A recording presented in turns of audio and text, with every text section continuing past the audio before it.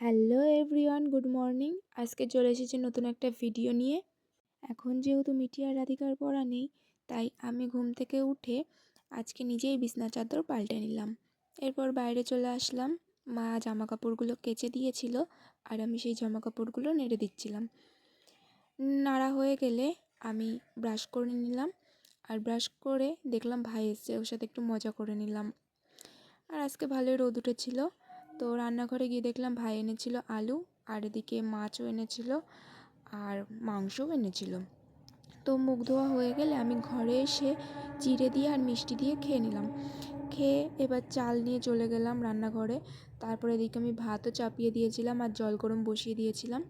তারপর কাটা মাছগুলোতে নুন আর হলুদ মাখিয়ে নিলাম। মাখিয়েই কড়াইতে তেল দিয়ে দিলাম। এবার তেলটা গরম হচ্ছিল, আর দাদু এদিকে আর এক ধরনের মাছ এনেছিল, সেই মাছটা ভাই নামাচ্ছিল। তারপর তেল গরম হয়ে গেলে একে একে মাছগুলো ছেড়ে দিলাম। আর এদিকে মাছ ভাজাও প্রায় কমপ্লিট হয়ে গেল। মিক্সারে এবার মশলা করতে হবে, তো আমি মশলা নিয়ে চলে এসেছিলাম মিক্সারে বাটতে।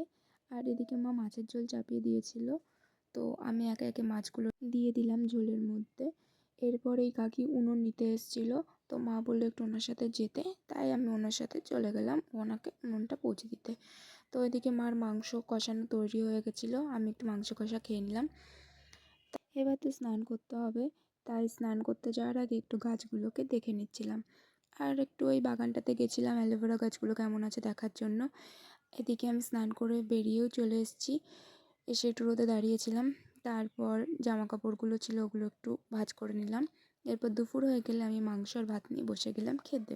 তারপর ঘুমিয়ে পড়েছিলাম। ঘুম থেকে উঠেই একটু রাস্তায় হাঁটতে বেরিয়েছিলাম। সন্ধ্যা লেগে গেল, মা এদিকে সন্ধ্যা দিয়ে দিল, আর আমি টিভি চালিয়ে বসে পড়লাম একটু টিভি দেখতে। তো টিভিতে খবর হচ্ছিল, সেটাই দেখছিলাম। আর এদিকে কাজ করে নিচ্ছিলাম। কাজ করতে করতে একটু জল খেয়ে নিলাম। তারপর কাজ হয়ে গেলে একটু বই পড়ে মা ওদিকে রুটি বেলছিল আর আমি এদিকে রুটি করছিলাম। তারপর রুটি হয়ে গেলে রুটি আর মাংস নিয়ে খেয়ে নিলাম। চলো আজকের মতো টাটা।